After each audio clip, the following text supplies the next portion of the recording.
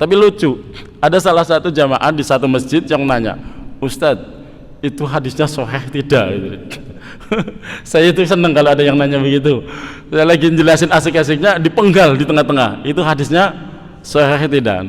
Terus saya bilang, Anda kenal penyusun kitab ini yang saya nukilkan dalam menjelaskan tentang basmalah? Enggak, ya repot. Kalau nggak kenal ya susah. Orang kalau nggak kenal ya susah. Yang mengarang kitab ini ahlul Quran, ahlul hadis, ahlul kalam. Wah, alimnya alim. Kalau orang dulu, alimnya dulu kan multi ilmu, nggak seperti orang sekarang. Orang sekarang nggak multi ilmu tapi sok-sokan loh. Semua ilmu dijawab kalau ada pertanyaan. Nah, apalagi ustadz-ustadz yang di TV itu, semua pertanyaan dijawab. Akhirnya jawabannya ngawur. Nah, beda ulama sekarang. Saya masih sering berani menceritakan berulang-ulang. Hadratus Syekh Mbah Arwani Amin itu ya ahli Quran, ahli fikih, ahli kalam. Tapi setiap kali ada orang sowan, Kiai nanya tentang fikih, wah salah kalau Anda tanya saya fikih di sini. Tuh sama Kiai Sya'rani Ahmadi, beliau ahlinya. Apakah beliau nggak bisa jawab? Oh, sangat bisa. Tapi mempersilahkan si jamaah itu datang ke kiai yang lain. Tapi kalau kalian mau tanya Al-Quran tentang bacaan Al-Quran, monggo di sini. Saya siap saling mengingatkan, saling mengajari. Itu sebenarnya bita'allum, dengan belajar akan menghadirkan sifat atau akhlak-akhlak orang-orang alim dulu. Dan bedanya orang sekarang gitu, ada ustadz, semua urusan dari bab ibadah sampai bab politik itu dijawab semua. Padahal yang diajarkan oleh Imam Malik, menjawab pertanyaan dengan la a'rif, aku tidak tahu, itu bagian dari ilmu, Pak. Aku tidak memahami dengan pertanyaan Anda, karena memang ternyata ada pertanyaan yang memang nggak perlu dijawab. Sebab kalau dijawab pasti salah memahami, dan ketika salah memahami itu sangat berbahaya. Ada yang memang seperti itu.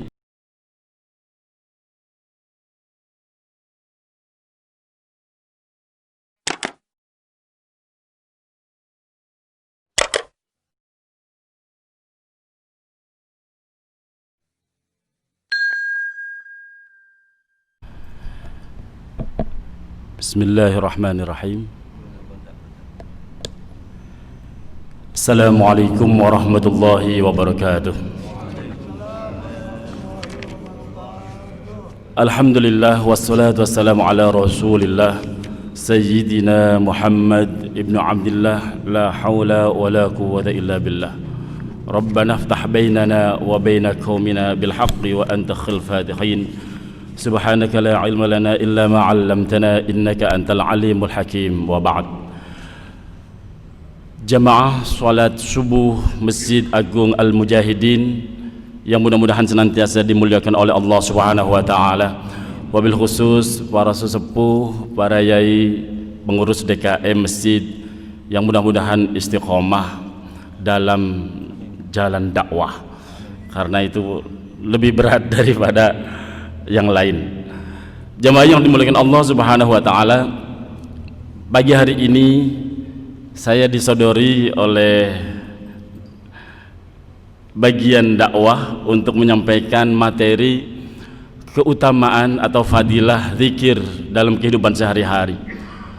Jamaah yang dimuliakan Allah Subhanahu wa taala, insyaallah kita semuanya, saya wabil khusus husnudzon betul kepada jamaah Masjid Al-Mujahidin, semuanya sudah ahli zikir. Amin ya rabbal alamin. Makanya ketika saya disodorin ini, berat nggak berat, mau nggak mau, karena apa yang saya hadapin insya Allah udah ahli zikir semua. Amin ya rabbal alamin. Tapi tidak apa, saling tanbih. Kalau bahasa anak pesantren itu tanbih, itu saling mengingatkan kembali. Zikir kita semua tahu maknanya adalah mengingat. Zikrullah berarti menyebut atau mengingat Allah Subhanahu wa taala. Rasulullah sallallahu alaihi wasallam pun sudah menegaskan di dalam hadisnya, masalul ladzina yadhkuruna rabbah wal ladzina la yadhkuru rabbah masalul hayy wal mayyit. Perumpamaan orang yang berzikir selalu mengingat Allah Subhanahu wa taala dan yang tidak pernah berzikir kepadanya bagaikan orang yang hidup dan mati. Di sini jelas sekali Rasulullah menegaskan orang yang ahli zikir, orang yang selalu ingat Allah Subhanahu wa taala, berarti hatinya hidup. Karena pada kenyataannya fisiknya hidup tapi hatinya mati, itu sudah banyak kejadiannya. Karena apa? Mereka itu tidak ingat Allah. Bahkan ada orang yang berpikirnya sangat logis, pakainya logika banget, nggak pernah menyandarkan segala sesuatunya kepada Allah Subhanahu wa taala. Contoh, sering datang orang sharing, bahasa sok kerennya konsultasi, padahal saya belum layak memberikan atau memposisikan sebagai konsultan, tapi sering ada orang sharing. Tidak lama, belum lama, sekitar 2 tahun yang lalu, itu ada kejadian orang datang, suami istri, mengeluhkan kondisi hidupnya yang subhanallah secara posisi strata sosialnya udah bagus banget, pendidikannya mereka pun suaminya S2, istrinya S1, penghasilannya karena beliau salah satu karyawan di sebuah stasiun TV terkenal, saya nggak mau sebutin, itu tidak kurang per bulan, itu nggak kurang gajinya itu 24 juta Pak, nggak kurang. Anehnya punya TV di rumah digadein, artinya apa? Kurang. TV yang lagi buat nonton hiburan anak-anaknya sampai mau dijual lagi. Bingung, ada apa dengan kami, ada apa dengan keluarga ini? Kebetulan datang ke pesantren, saya bertanya, karena Anda sudah membuka, izinkan saya bertanya, jam berapa Anda berangkat kerja dan jam berapa Anda pulang dari tempat kerja? Subhanallah, jamaah yang dimuliakan Allah Subhanahu wa taala, karena tugas meliput sebuah berita kadang nggak tentu. Orang masih tidur dia sudah berangkat, orang sudah tidur dia baru pulang. Yang penting berangkat, kata dia, bekerja pasti dapat rezeki. Salatnya wallahu a'lam, ingat Allah nggak ada. Jadi yang penting bekerja dan bekerja. Dapat hasilnya, ya dapat. Berkah di dalamnya nggak ada. Subhanallah. Ketika saya sholat, ketika saya tanya, Anda masih muslim? Muslim. Sholat nggak pernah, Pak. Sholat nggak pernah. Subhanallah, subhanallah. Akhirnya dengan segala kemampuan yang saya pernah punya pengalaman, saya tuntun, sehebat apapun Anda mencari rezeki, Allah itu Ar-Rahman. Jangankan orang yang yakin Allah itu maha segala-galanya, Allah itu Tuhan kita. Orang yang nggak percaya Allah itu Tuhan pun dikasih rezeki. Burung-burung yang berangkat dengan perut kosong pun pulang penuh dengan kekenyangan yang luar biasa. Loh, Anda manusia kok berangkat nggak melibatkan Tuhan, nggak pernah melibatkan Allah di dalamnya. Alhamdulillah istrinya menyadari betul, dan karena peran seorang istri, suaminya mau berubah, sholatnya kemudian diperbaiki. Singkat cerita, alhamdulillah dalam tempo nggak terlalu lama, 3 bulan kemudian datang lagi dan menyampaikan ungkapan terima kasih, sudah berubah keadaan hidupnya. Jamaah yang dimuliakan Allah Subhanahu wa taala, contoh seperti ini itu banyak sekali. Contoh seperti ini banyak sekali. Jadi yang penting kerja keras, yang penting cari. Kalau bahasa orang Jawa itu golek duit, ya dikasih sama Allah. Bahkan bisa jadi Allah ngasihnya itu bukan karena orang ini yang nyari, tapi di belakang dia itu ada anak-anak, ada anaknya, ada istrinya. Kalau malaikat yang bagi rezeki lihat dia itu udah gedek banget lah, dikasih rezeki nggak pernah sholat ya, udah gedek banget. Cuman yang dilihat anaknya yang di belakang, anak keturunannya. Nah, ini bisa jadi cerminan kita. Kita kadang maaf dikasih rezeki banyak, malah kurang syukur. Bahkan rezeki yang banyak digunakan untuk sesuatu yang tidak baik. Nah, malaikat yang tukang baginya kesel sebenarnya nggak mau bagi ini loh, cuman lihat anaknya itu, anak-anaknya yang rajin, anak-anaknya yang lagi belajar. Jemaah yang dimuliakan Allah Subhanahu wa taala. Kisah yang kedua, saya akan mencoba ngajak Bapak Ibu yang dirahmati Allah Subhanahu wa taala untuk berpikir lebih menyadari betapa kita butuh Allah. Harus senantiasa ingat Allah. Kita akan coba. Misalnya bapak-bapak di sini, insya Allah sudah banyak yang punya anak ya, bahkan sudah punya cucu di sini. Punya anak, udah demam, panas tinggi 3 hari. Punya anak meriang, demam tinggi sudah 3 hari. Tapi di dompet cuman ada 100.000 Pak. Di dompet cuman ada 100.000. Itu biasanya tauhidnya itu tinggi sekali, manteng kepada Allah. Jangankan kok dengan sebutir obat dari warung, berharap tinggi sekali. Kalau bisa hanya dengan segelas air putih pun bisa sembuh.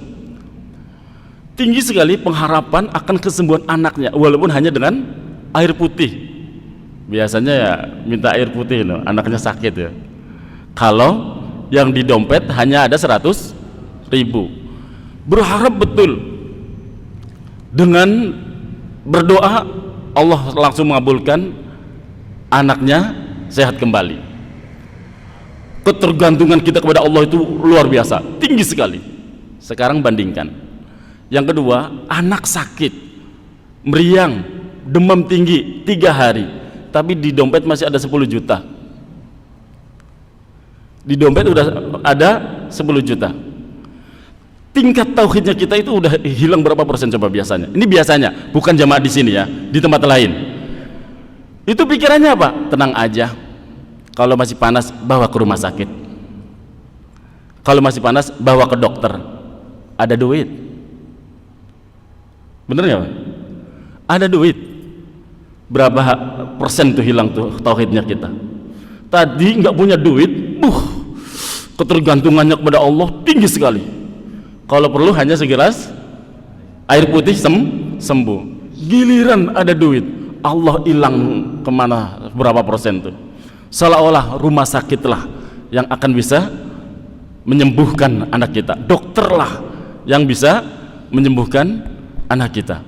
Betapa apa bahasanya, maaf ya, rapuhnya iman, tauhid dan keyakinan kita kepada Allah Subhanahu wa ta'ala. Kalah dengan lembaran warna merah.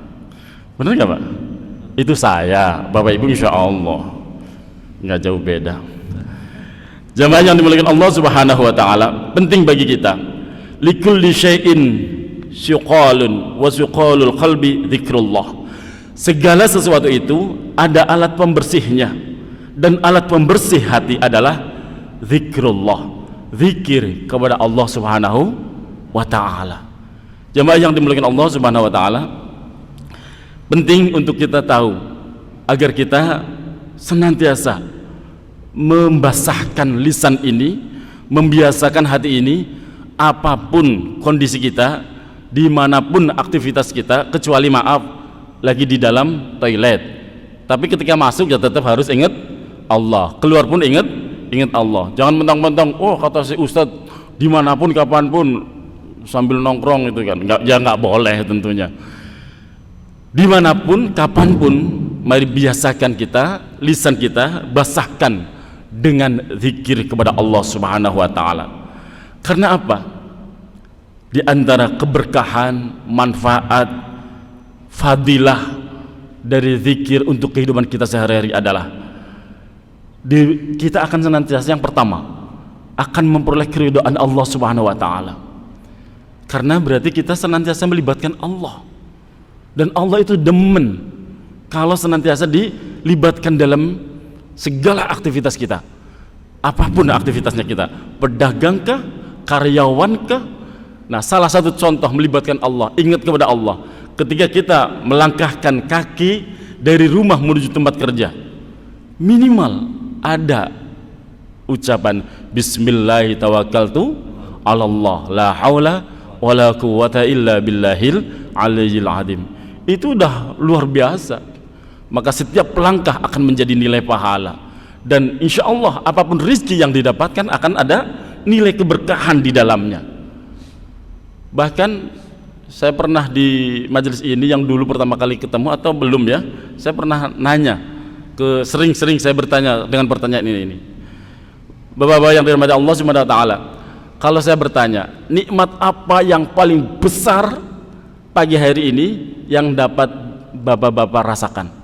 Kalau boleh saya nanya, sebelum saya ditanyakan, nanya dulu Pak.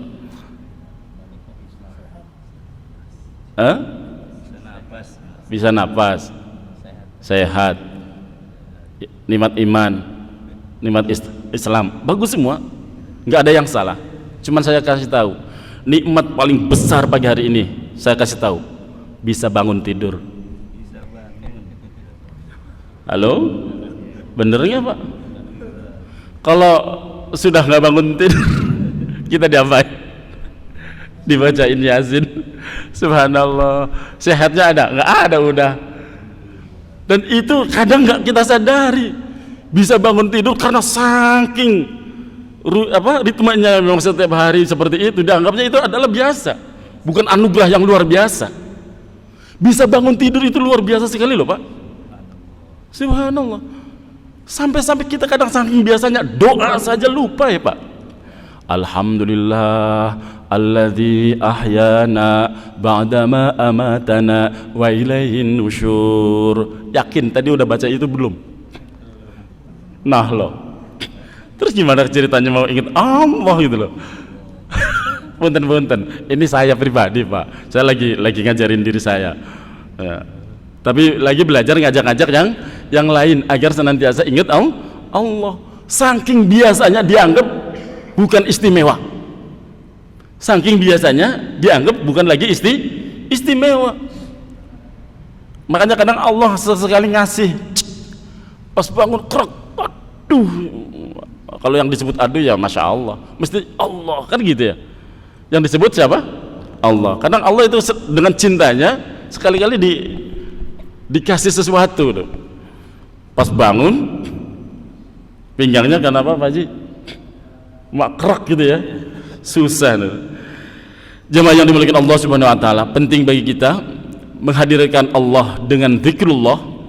Karena apa? Di dalam zikrullah yang pertama akan senantiasa menghadirkan keridhaan Allah Subhanahu wa taala di dalam kita menjalani kehidupan yang lebih baik.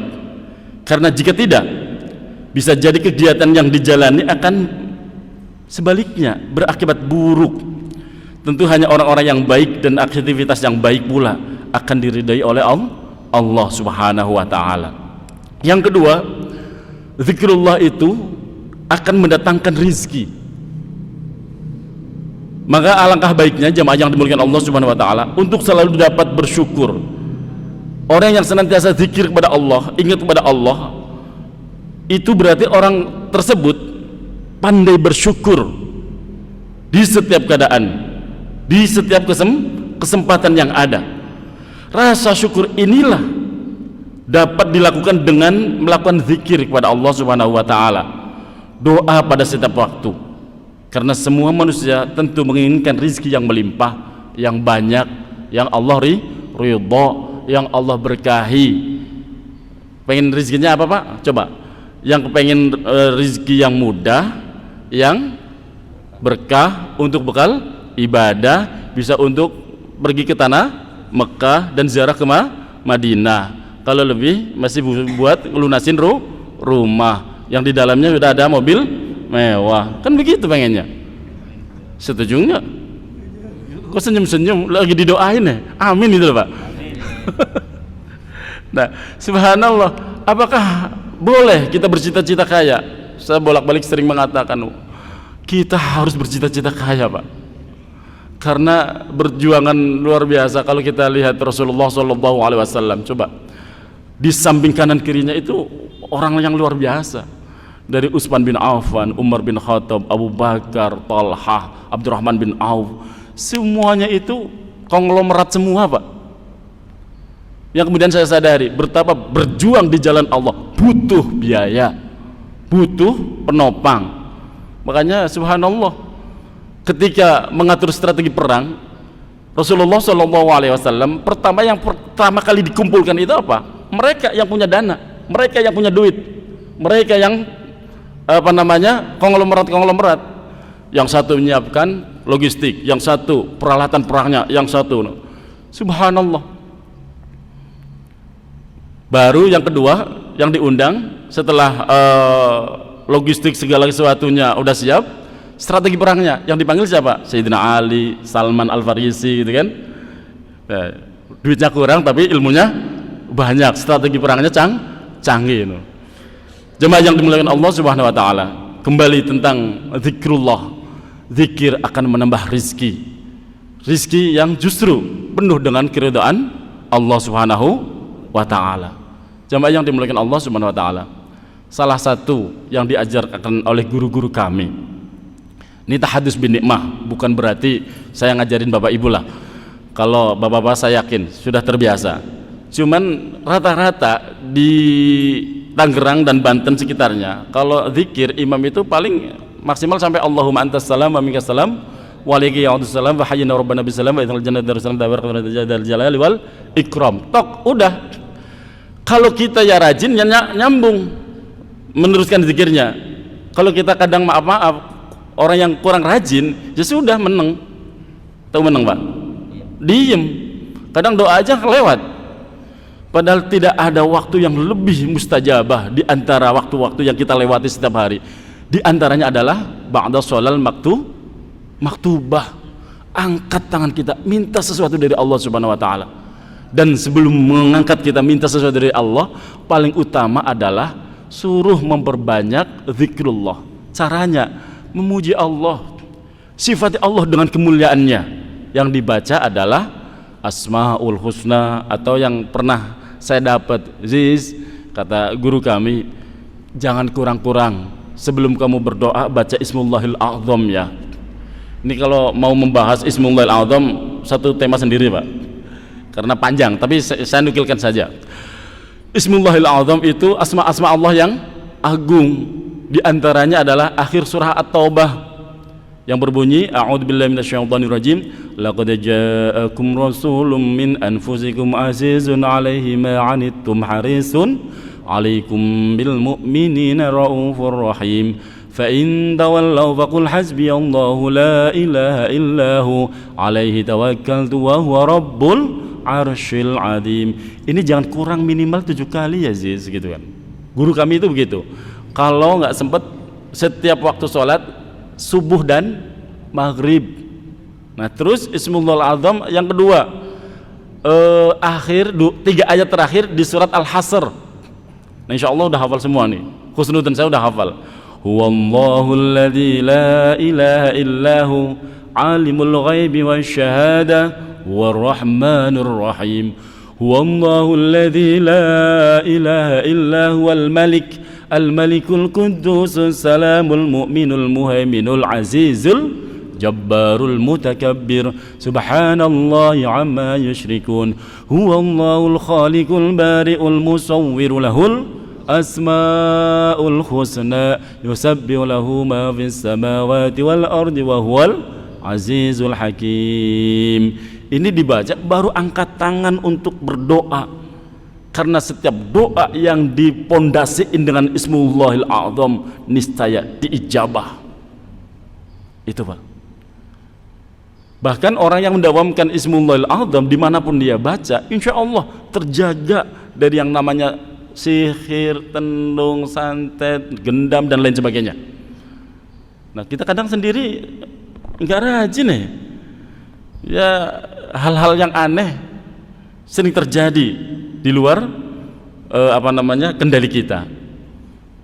Saya pernah Pak, setelah sholat subuh saya ajak anak istri membaca Ismullahil A'zam ini, karena ada kegelisahan yang memang nggak tahu mau ada apa. Dan kondisi itu saat itu sedang perjalanan dari Tangerang menuju Kudus, karena kebetulan putra putri saya nyantrennya di Kudus. Waktu itu posisi masih di Cirebon sholat subuh. habis sholat subuh ya kita lanjutkan, mudah-mudahan kita lebih cepat untuk sampai di tujuan. Ternyata memang ada sesuatu yang terjadi di perbatasan Cirebon dengan Brebes. Mobil yang kami bawa terjun bebas dari jalan tol di ketinggian 3 meter. Alhamdulillah mobilnya hancur, Pak. Tapi orangnya selamat. Dilalah itu, Pak. Kalau dilalah jangan cari di kamus, nggak bakalan ketemu, Pak. Dilalah kalimatnya ada nggak di kamus? Nggak bakalan nemu pokoknya. Dilalah nggak nemu. Dilalah mobil hancur, terjun bebas, Pak, dari ke atasan, dari ketinggian 3 meter. Loh, kok semua keluarga, anak, istri, anak 2 saat itu, ponaan 1, maksudnya tujuannya untuk nggantiin driver. Subhanallah, selamat. Nah, itu yang salah satu saya meyakini betul, salah satu berkahnya, fadilahnya mendawamkan Ismullahil Azam. Karena saya yakin betul di antara keutamaan fadilah dari Ismullahil Azam adalah kita dijaga dari bala dan musibah. Jamaah yang dimuliakan Allah Subhanahu wa taala, mudah-mudahan kita termasuk orang yang pandai mendawamkan zikir, toh sejatinya untuk diri kita sendiri, bukan untuk orang lain. Yang berikutnya, manfaat zikir untuk kita, untuk keseharian kita adalah bisa menghilangkan kegundahan hati, Pak. Kalau bahasa orang sekarang galau, zikir itu bisa menghadirkan ketenangan batin. Yang berikutnya, yang keempat, zikir bisa mengusir setan. Makanya jamaah yang dimuliakan Allah Subhanahu wa taala, agar langkah kita yang menemani malaikat bukan setan, mau nggak mau ya harus rajinlah kita hadirkan Allah Subhanahu wa taala dengan mengawalinya minimal banget. Kalau doa-doa yang lain nggak tahu, nggak bisa, Bismillahirrahmanirrahim. Syukur kayak tadi, Bismillahirrahmanirrahim, Allah la haula wala quwata illa billah. Atau kemudian subuh dan maghrib itu Ismullahil A'zam. Nah, manfaat keberkahan zikir untuk kita, untuk kehidupan sehari-hari adalah semakin dapat mendekatkan diri kepada Allah. Orang yang selalu ingat Allah, insya Allah punya rem, Pak, punya kontrol diri, punya pengendali diri.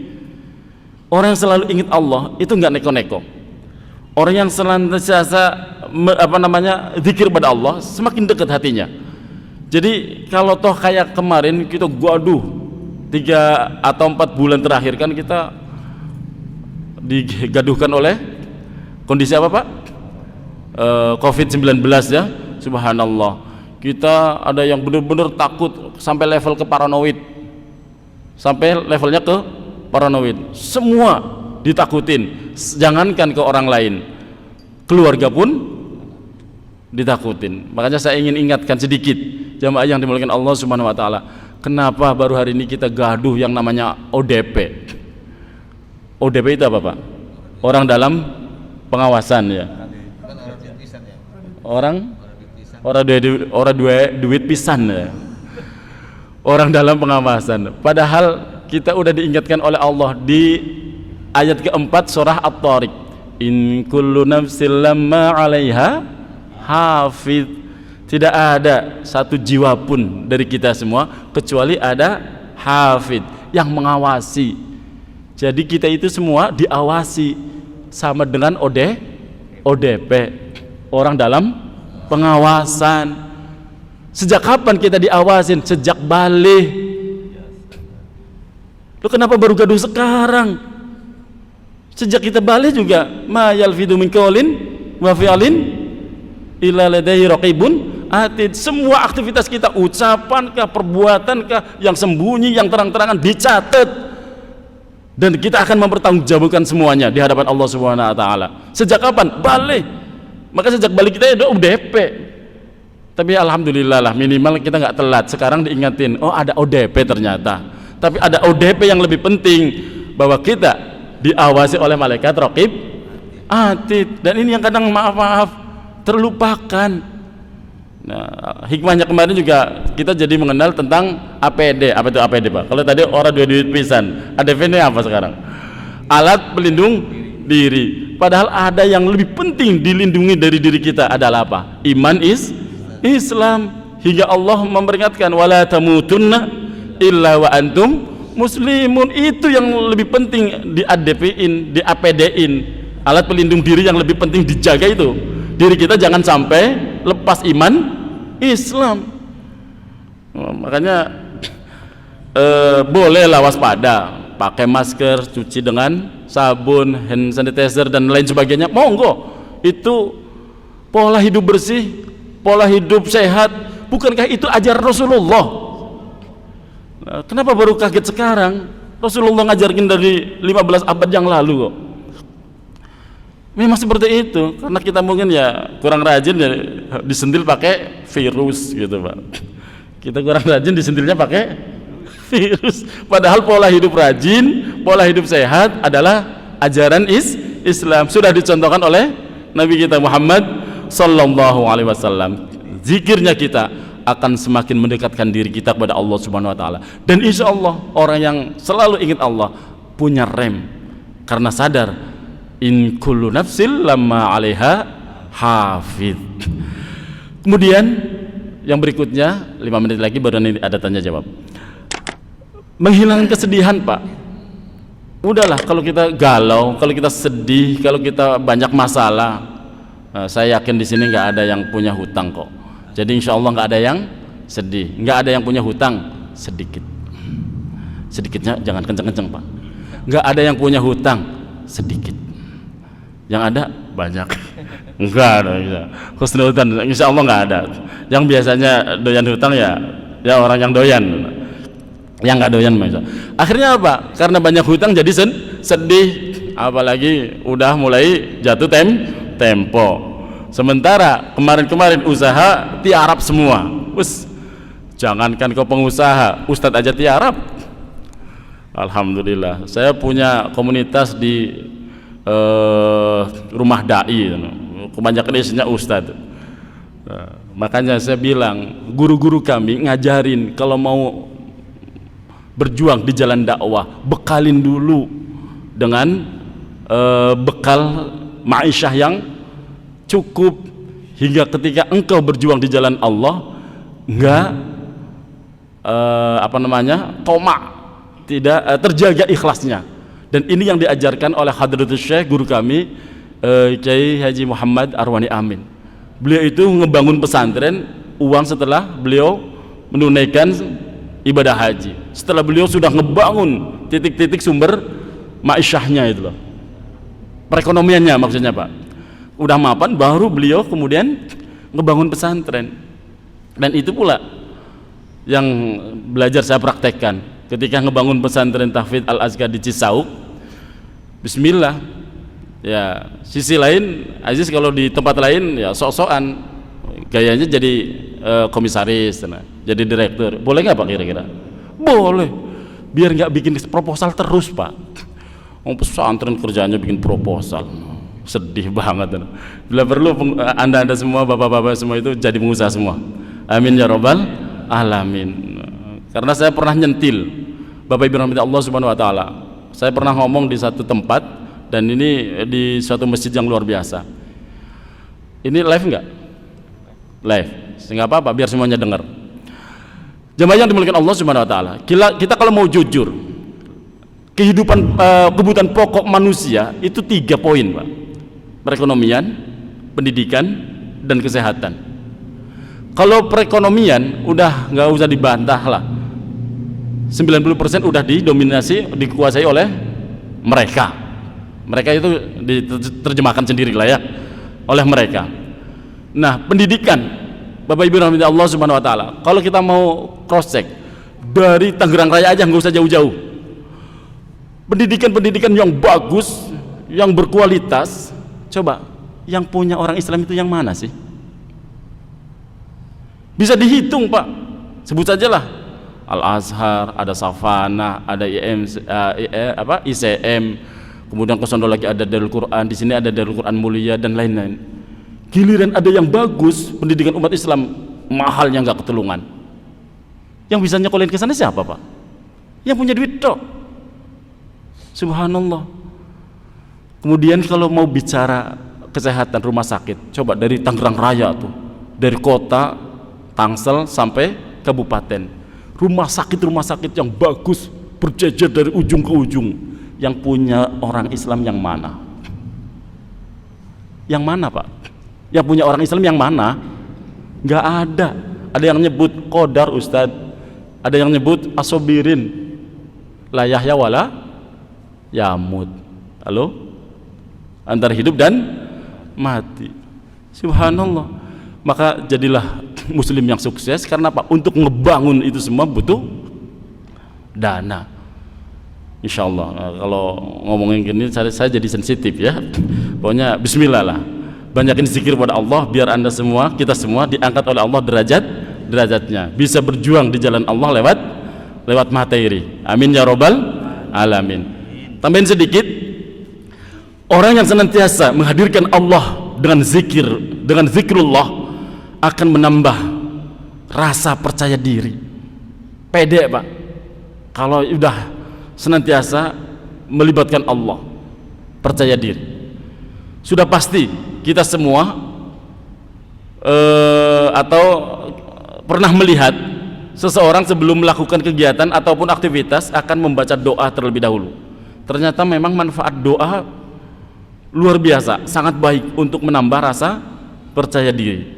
Mereka yang membaca doa akan merasa lebih nyaman dan kuat menghadapi apapun yang ada di depannya. Dan tidak jarang banyak sekali ide dan inovasi terbaru yang dikeluarkan dari adanya rasa percaya diri. Maka penting sekali zikrullah. Lebih penting lagi di sini,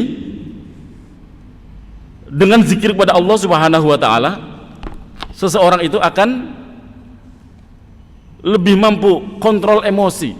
Orang yang senantiasa ingat kepada Allah itu akan sadar bahwa segala sesuatu yang terjadi itu pasti atas kehendak Allah. Pasti atas kehendak Allah, walaupun buruk. Iya, walaupun buruk. Toh kita kan sudah diajarin rukun Islam, rukun iman kita ada berapa, Pak? 6. Coba yang terakhir, iman kepada qada dan qadar.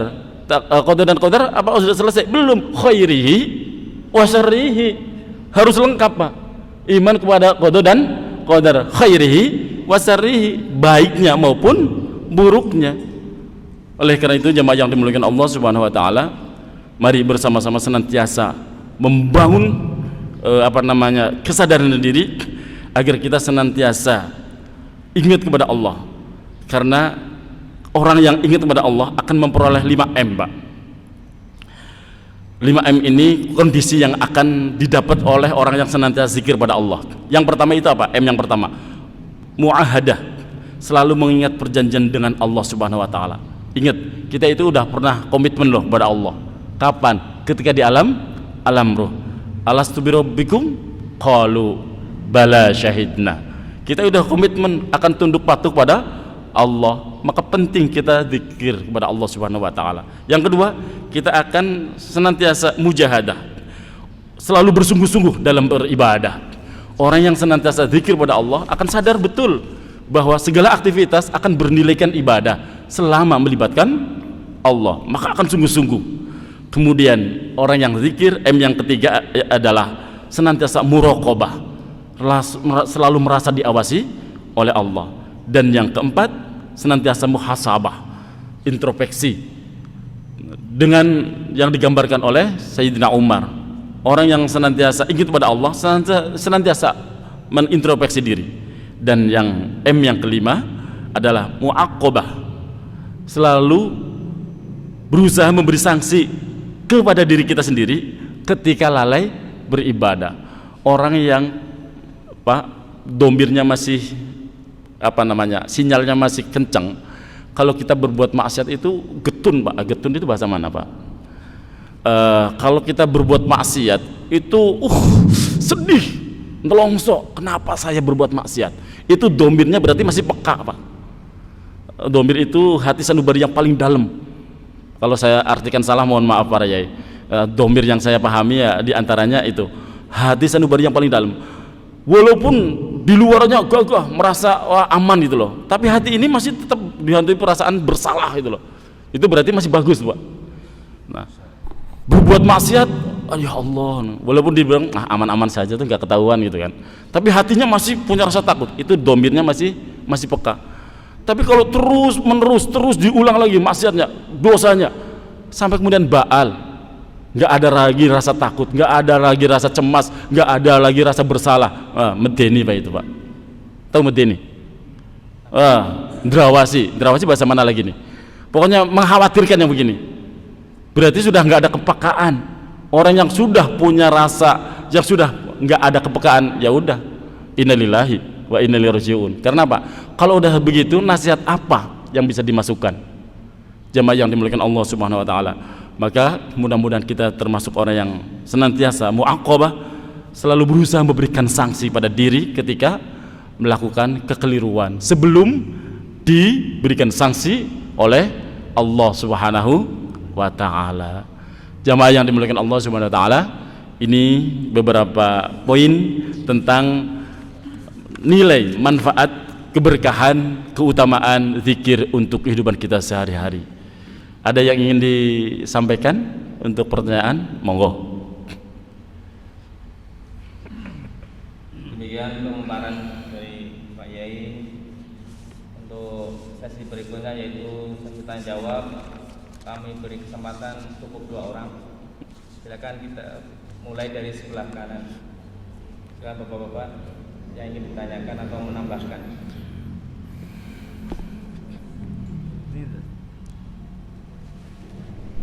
Yang wireless. Iya. Monggo. Assalamualaikum warahmatullahi wabarakatuh. Waalaikumsalam warahmatullahi wabarakatuh. Saya ingin sedikit mengingatkan buat kita semua. Kalau nggak salah Allah Subhanahu wa taala berfirman, "Ala bi dzikrillah tatma'innul qulub." Ini apa namanya, cara membiasakannya bagaimana Ustaz? Supaya kita semua tenang gitu dan enggak gelisah. Terima kasih. Waalaikumsalam warahmatullahi wabarakatuh. Baik, boleh saya langsung jawab, Ustaz? Baik. Ada pertanyaan bagus sekali dari sesepuh kita. Di Al-Qur'an Allah sudah jelas-jelas mengingatkan, memang biasanya kalau materi bab zikir pasti itu ayat yang paling pertama dinukil, ala bidzikrillahi tatma'innul qulub. Karena hanya berzikirlah, hanya dengan mengingat Allah lah hati kita akan merasa tenang. Nah, yang jadi pertanyaan dari beliau adalah bagaimana kita membiasakan diri dengan zikir itu hingga kita merasa butuh, bukan lagi dipaksa atau bukan beban, tapi karena dilakukan karena sebuah rasa apa? Rasa cinta zikir. Karena dengan zikir sesuatu akan merasa lebih menenangkan batinnya. Jamaah yang dimuliakan Allah Subhanahu wa taala, bagaimana cara mendawamkan, cara mengistiqomahkan, cara membiasakan diri kita senantiasa untuk berzikir pada Allah Subhanahu wa taala. Kiatnya, ini yang ditanya berarti kiat. Jamaah yang dimuliakan Allah Subhanahu wa taala, yang harus kita pahami adalah pertama bahwa semua kita itu butuh Allah, dan ketika kita butuh Allah itu harus dengan komitmen.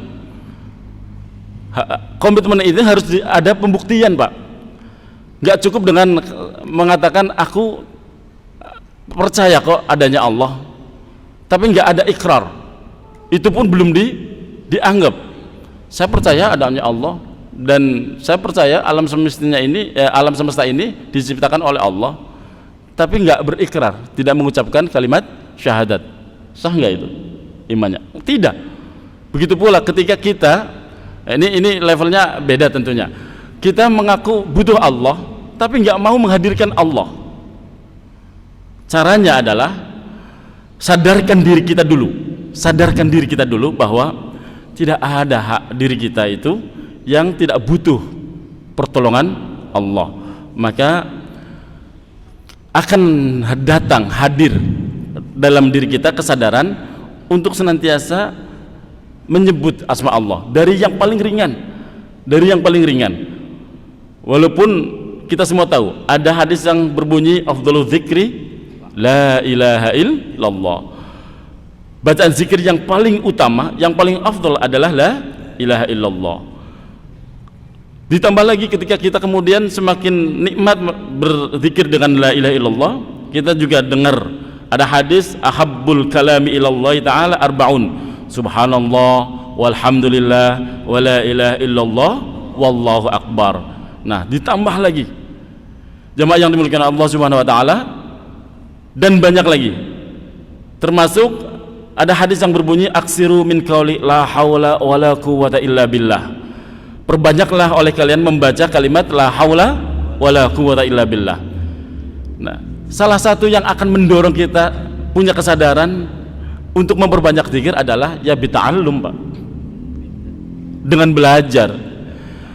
Adanya kita nggak mau mendawamkan ya karena maaf kadang nggak tahu kadang nggak tahu, nggak ngaji. Termasuk saya pernah menjelaskan bab tentang fadilah siril bismillah, keutamaan rahasianya bismillah di beberapa masjid, malah saya sampaikan itu. Tapi lucu, ada salah satu jamaah di satu masjid yang nanya, Ustadz, itu hadisnya sahih tidak?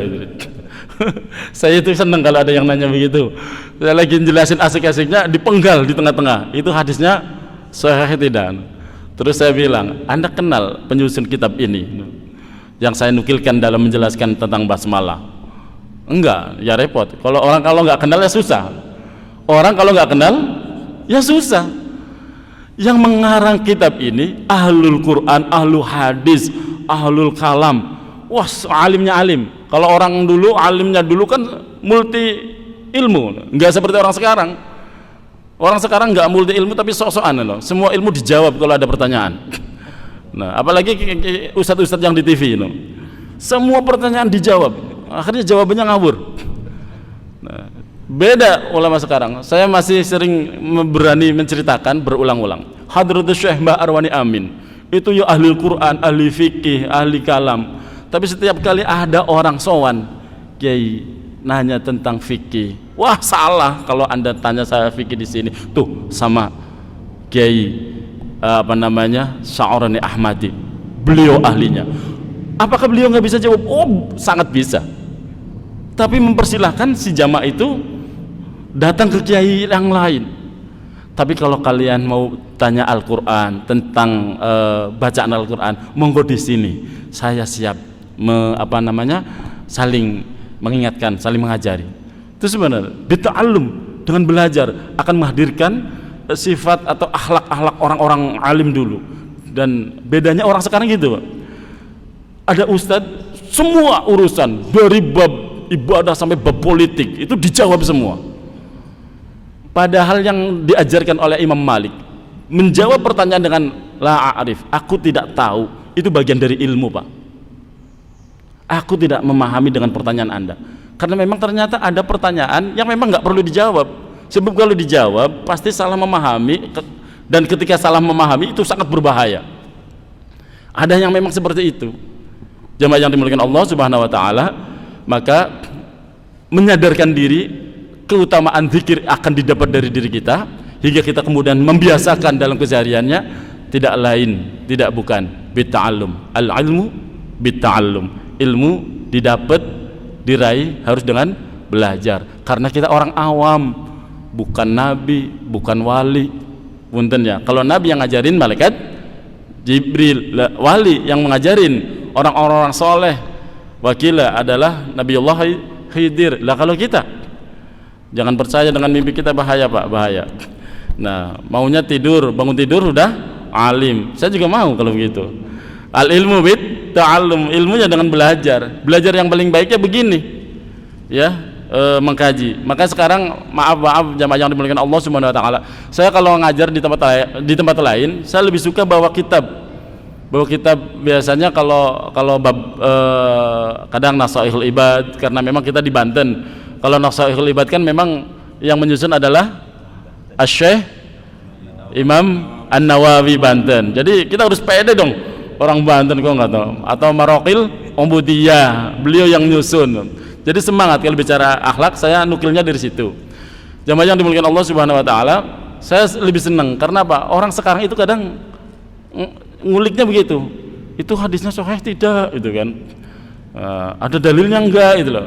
Kalau dengan kitab malah lebih enak, Anda belajar dulu lah kalau memang belum ngerti tentang hadis-hadis yang lain.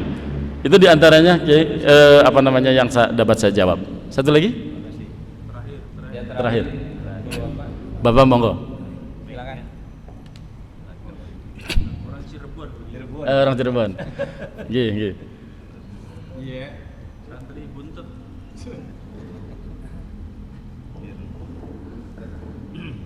Assalamualaikum warahmatullahi wabarakatuh. Waalaikumsalam warahmatullahi wabarakatuh. Mohon maaf, Ustaz. Monggo nggih. Nanya sedikit. Karena zikir dan doa itu banyak sekali ya kan. Saya mau nanya itu kan terutama doa itu banyak sekali. Betul. Nah, saya ini mau nanya sedikit aja tentang masalah doa dan zikir. Zikir yang bunyi begini tadi, Allahumma inni a'udzubika minal hamzi wal hazan. Allahumma inni a'udzubika min hamzi wal hazan. Allahumma inni a'udzubika min al-jubni wal rahmi. Allahumma inni a'udzubika min khulafin dunya wa khulafin. Itu saya minta nanti lebih utama sekali. Bahkan subhanallah walhamdulillah itu artinya apa atau itu Quran atau hadis? Terima kasih. Assalamualaikum warahmatullahi wabarakatuh. Waalaikumsalam warahmatullahi wabarakatuh. Yang nanya santri udah jadi kiai, jadi pertanyaannya berbobot sekali ya. Amin ya rabbal alamin. Jamaah yang dimuliakan Allah Subhanahu Wa Taala, singkat saja dari pertanyaan beliau, karena yang nanya sudah tahu. Itu yang tadi dinukilkan, yang dibaca oleh beliau ada terdapat di dalam sebuah hadis Rasulullah Muhammad SAW ketika Rasulullah ditanya atau diminta doa oleh seorang sahabat agar terlepas dari sifat-sifat malas, sifat-sifat atau tertekan. Ada sahabat yang wayahnya orang lain bekerja malah nguplek di dalam masjid gitu kan. Malah kemudian Rasulullah kenapa ditanya? Karena memang nggak punya pekerjaan, nggak punya aktivitas yang bisa dijadikan sumber ma'isyah. Maka diajarkan oleh Rasulullah doa yang tadi dinukil oleh Bapak tadi. Bisa dicari itu di kitab-kitab hadis ada. Tapi yang udah dalam bentuk doa-doa yang menghilangkan kesusahan, kesedihan, rasa malas, itu kan itu doa lengkap sekali, Pak. Jadi sangat-sangat bagus untuk dibaca. Jamaah yang dimuliakan Allah Subhanahu Wa Taala, sebagai penutup tadi sebenarnya hanya menambah Kak, bukan pertanyaan. Jadi saya nggak perlu saya jawab panjang-panjang. Terima kasih Ustaz. Jamaah yang dimuliakan Allah Subhanahu Wa Taala, sebagai penutup,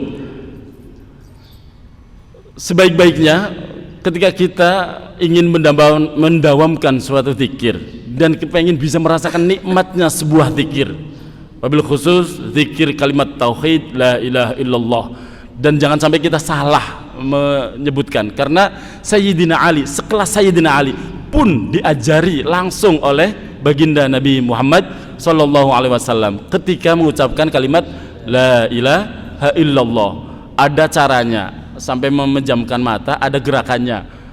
Makanya disebut ada zikir tawaf yang menggerakkan semua kepalanya, ada zikir nafi isbat, ada zikir isbat faqat, ada zikir ismudzat, ada zikir taraqi, ada zikir tanazzul, ada zikir isim ghaib. Wah, banyak.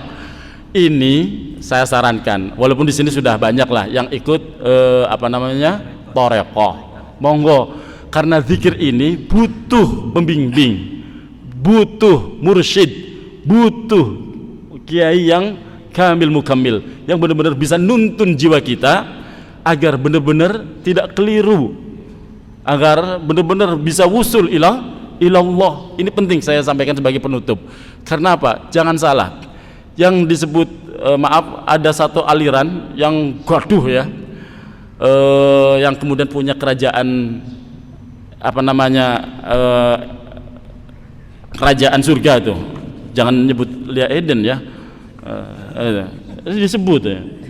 Nah itu saya pernah ketemu gurunya Pak, tapi beliau udah wafat gurunya. Waktu itu beliau cerita, beliau itu dulunya ahli zikir, ahli mujahadah, ahli apa namanya, baca istighosah itu biasa Pak. Cuman dia salahnya adalah ketika udah mulai kebukanya sesuatu, ninggalin gurunya, makanya belangsak. Makanya saya kepengen mengingatkan pada diri saya dan semua yang hadir, apalagi di usia-usia kita yang sudah tidak lagi muda, akan lebih sangat baik, udah nemen berarti, akan lebih baik, akan lebih sangat baik kita itu mencari mursyid, kita itu mencari guru pembimbing yang bisa menuntun jiwa kita agar bisa merasakan nikmatnya zikir Pak. Biar antara nafas kita yang keluar masuk ini semuanya bersamaan dengan kalimat tauhid Allah terus. Nah ini butuh proses, butuh latihan, dan itu butuh mursyid, dan itu bukan dengan Aziz, dengan guru-gurunya Aziz, insya Allah. Jemaah yang dimuliakan Allah Subhanahu wa taala, ini yang dapat saya sampaikan, mudah-mudahan bermanfaat. Mohon maaf atas segala kekurangan. Hadani Allah wa iyyakum ajma'in. Assalamualaikum warahmatullahi wabarakatuh.